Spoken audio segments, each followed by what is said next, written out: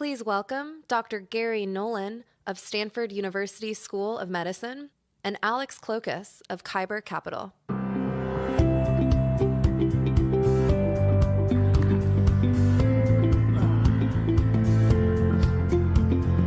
Hello.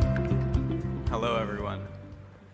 Every year, I have the good fortune of bringing someone really special to SALT. Someone that is atypical, but very consequential. And today, I'm very excited to welcome Dr. Garry Nolan with us. Thank you for coming. Thank you. Today, we are going to talk about aliens. And Garry, well, before we get into this topic, I figure it would be helpful to qualify yourself, because you are going to make some very bold statements here today, and I would love for people to understand why they should believe you. And so perhaps can you give a little bit of your background? Sure. So I'm a professor in the Department of Pathology at Stanford. The primary research work in my lab is cancer, immunology, virology. We also do a lot of work in biothreat, so we've worked with Ebola, Zika, COVID, when it was a big problem. Primarily the work in my lab is the development of instrumentation and algorithms to understand the complexity of the immune system in cancer. And in the process of doing that, we've created any of a number of technologies which we spun out into companies. It's now 9 companies, 2 of them are on NASDAQ. And these immunology instruments are used pretty much around the world in almost any advanced immunology analysis and work. Understood. And I'm curious, do you believe that extraterrestrial intelligence has visited planet Earth? I think you can go a step further. It hasn't just visited, it's been here a long time, and it's still here. And it has basically, people talk about the wow signal, looking for extraterrestrial intelligence. The wow signal is that people see it on an almost regular basis. That's the communication that's already here. And that statement seems so incredible that it's tough to believe, right? Like, people hear that, and maybe a lot of people here hear that, and they don't believe it. And so I'm curious, if you had to assign a probability to that statement, that you believe extraterrestrial intelligence has visited this planet, what probability would you assign? 100%. And that's not just my opinion. I mean, look, the National Defense Appropriation Act, passed last year, signed by Biden in December. 30 pages of that is the establishment of an unidentified aerial phenomenon office, the establishment of looking into the harm that's happened to any of a number of the individuals, going back to 1945 and looking at the disinformation and misinformation that has been basically articulated over the decades. 12 US senators have signed on to a document that basically says we want the information. The establishment of an office, Arrow, in the Department of Defense, has 25 people working in it right now. And what's their goal? Collecting the information across all of the U.S. Department of Defense intelligence offices, and collation of that into a uniform format for the very first time, and provision of that then to Congress, the creation of a whistleblowers program specifically that allows people from within, who, I'm going to say this, who've been working on the reverse engineering programs, reverse engineering of objects, so that they can come in and break their oaths, but it's specifically just to talk to Congress and give that information in classified settings. And that the most recent one that happened was just last weekend, and it created quite a hornet's nest in Washington. And so let's just create kind of like a logical framework here. So we start at the top, we say now there is 100% probability that extraterrestrial intelligence has visited Earth. Now we have to go down to why that statement may be true, why you believe that statement is true. What is the evidence? And I think perhaps we all may have to read between the lines a little bit here. You may not maybe divulge everything, but in your opinion, what do you believe to be the most compelling evidence to support that statement? Well, I think the most compelling evidence is you just need to look at what your government is doing right now about it. I mean, just go and look at the number of politicians, and this is interesting, on both sides of the aisle, who have come together and signed off on this statement. I mean, I was involved last year with putting together some of the wording of that, the NDAA, which was passed into law. So, I mean, so what are they basing their opinions on? They're basing their opinions on the dozens of individuals who, in one manner or another, have come forward and talked to them in classified settings. So that's the first thing. Then my personal experiences with the individuals well, the one person who actually was involved with collecting a lot of that original information, and then my experience with people who, frankly, I know have worked or are working on the reverse engineering programs. Okay, so let's take one step back. Reverse engineering programs. Of downed craft. Now, the first question that people will ask is, well, if they're so frigging advanced, why are they crashing? Because what's crashing is not actual living things. I mean, I use this example a lot. If you wanted to study a tribe of cannibals in the middle of the Amazon, are you going to go yourself and show up in the middle of the tribe and not hopefully become dinner on the other side of it? So if you're an advanced intelligence, you know, I don't think we're all that advanced, frankly. You're not going to basically put your life and limb at risk by coming here. So mostly what you're seeing here are either drones or some sort of advanced AI or whatever it is. I mean, look, we're already dealing with an alien intelligence in our own emails, right? Our own Chat GPT, et cetera. We don't even know what it's doing. So imagine if you were a million years ahead of us. How do you have a dialogue with something like that? Or what is it that could possibly do? Yeah.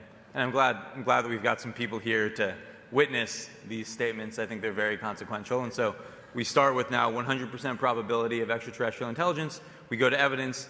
We now talk about downed craft. We see the government moving in a certain direction. Presumably the downed craft is made of some material. Presumably we could test that material. I know you've done a little bit of work firsthand. You have seen some material. Do you want to talk about that a little bit? Right. Well, so what is it that you hope to discover out of a material? So let's just go back, I mean, just briefly, and why would you want to do it in the first place? So basically, a grain of silicon, back in the 50s or 60s changed our entire culture and world, right? I mean, so something as small as that, the discovery of what you could accomplish with a little piece of germanium doped with the right elements, changed our understanding. Now, so we have multiple simultaneous sensor systems that have seen these objects go from 50 feet above the water to up to 14 miles and then back in less than a second, all right? I mean, that's just a truth. The US government has confirmed that these kinds of measurements are done. Now, they're very careful what they say. They say, well, we have no evidence of ET. Well, because, no ET is going to come walking in here and say hello, right? But if you read between the lines on the flip side of it, it does stuff that we can't do. We know that the Russians and the Chinese are not doing. And so if you can go from 0 to 5,000 miles an hour and take a right turn and not end up squished like a bug on the windscreen on the other side, if they have windscreens, then what is the physics that accomplishes that? So what that tells you is that we need to rethink our physics, first of all, to say that, well, we saw birds fly, so it took us 3,000 years and we figured out how to fly.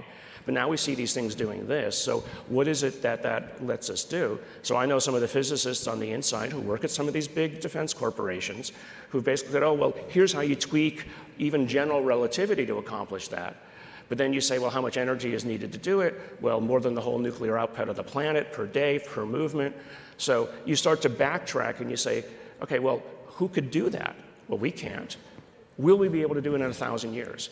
But if we had a piece of any of this, let's say it's 1,000 revolutions ahead of us, or 1,000,000 revolutions ahead of us, even a tiny piece of knowledge from that could revolutionize what it is that we're doing.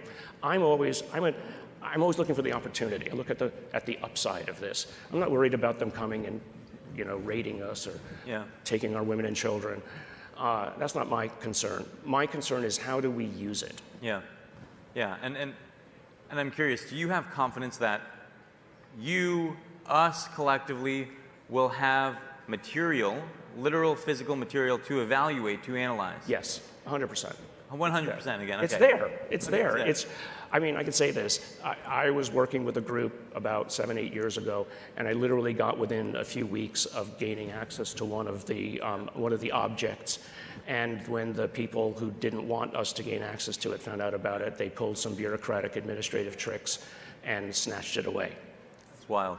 And so now we have you, Dr. Nolan, making this bold statement. You are well positioned to make this statement. Now maybe we get into like some fun. Let's like feel comfortable hypothesizing a little bit as to what is happening. Like what is it, right? Like, and nobody's going to hold you to this, right? Now maybe we go down from 100% probability to now we're speculating. Right. Okay. Now let's speculate together. What do you think it is? Right. So to do that, I'll start with kind of a mantra I've had for the last while. So, you know, individual experiences of what people see is an anecdote, but an anecdote doesn't convince a scientist. What is it that convinces a scientist? Data, right? What doesn't convince scientists? A conclusion. So really the objective here, and what has allowed me to actually talk to some of my scientist colleagues who first said, Garry, you're going to ruin your career. Well, okay, whatever, it's too late for that. But I haven't. Because I basically say, look, if you and I can agree that the data is real, irrespective of what the potential conclusions might be, the hypotheses, then the onus is no longer on me to come up with an answer. Now it's also on you, because we're having a discussion about this. So it's believe the data, not the conclusion. Yeah. So you see the data, and that's where the fun is. That's where the hypothesis starts.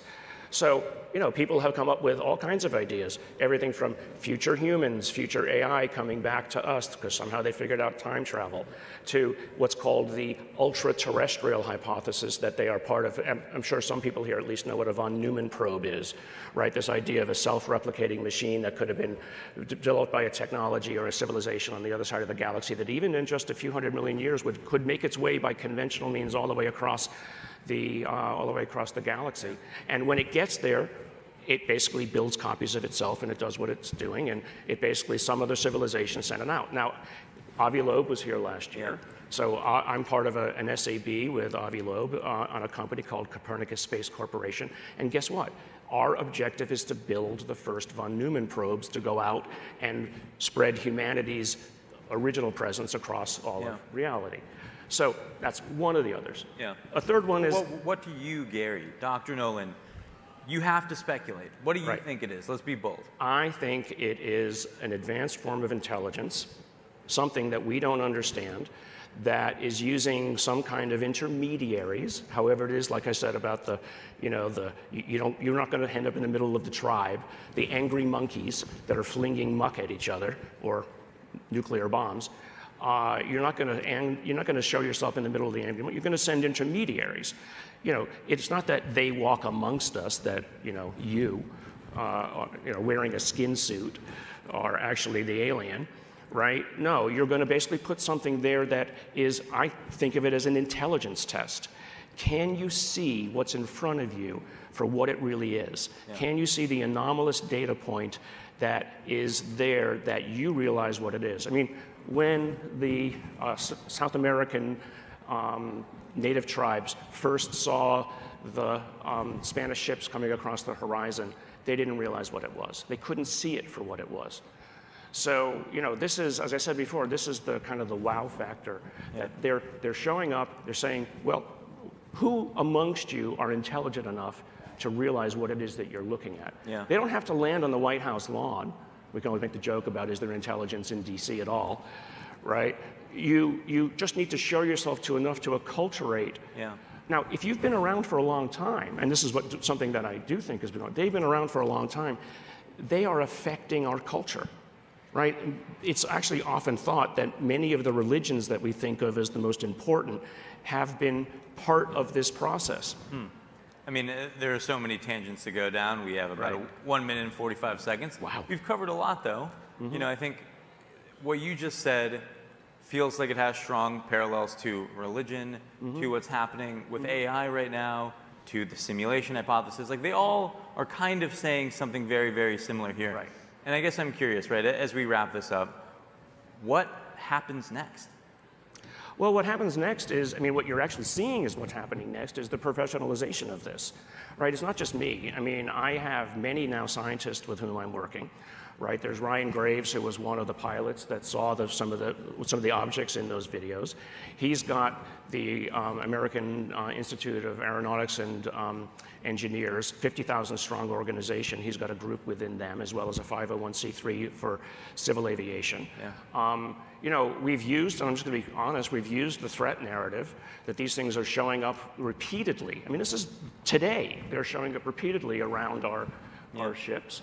So I think the objective has been to make it okay to talk about it. Yeah. Because we made it okay to talk about it, we opened the apertures on the filters on the sensor systems. That's what partly led to the seeing of those Chinese balloons. You wouldn't have seen them if it weren't for that. Yeah. Right? Because we created laws that said it's time to open the apertures, because they were only looking at particular flight paths of things that look like a missile or a plane. So that's the next part. I'm frankly involved with the development of a 501c3 myself. We're calling it the Sol Foundation. And our objective is to actually write policy papers for governments, and commercial enterprises to basically give them the opportunity to think about it. It's not that it's going to happen tomorrow. It's a slow release process, we think, but to basically give that opportunity. And then to develop, what I'm doing actually is developing novel kinds of materials analysis pipelines for basically analyzing the material which is in the public sphere or the semi-public sphere, but then also, frankly, as a goad and a lure to bring in those who do have the stuff behind the scenes so that they can say, oh, okay, because I want to see it published.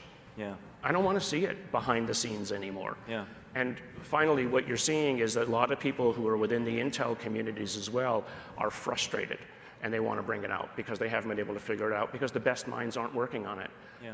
The crazy scientists at Harvard, MIT, Yale, or wherever are basically not allowed in because maybe they do a little bit too much of this or other things, and they couldn't get a security clearance if they wanted to. Yeah. Well, I mean, I agree. I think that we need to destigmatize this narrative. We need to share this narrative more broadly. The time gods gave us 2 minutes, Dr. Nolan. It looks like we were doing pretty well. People seem to like it. We're very lucky there. I'm curious, how can we accelerate this, right? Like, we want to get the brightest minds on this. I think maybe you and I share this. Like, let's go. Let's do it. I think you need to bring together, I mean, this is the part of this professionalization. Yeah. You need to bring together the right set of, basically, frankly, anthropologists and sociologists. How do we talk about the fact that we're not at the top of the intellectual food chain, first of all? How do you deal with the religions?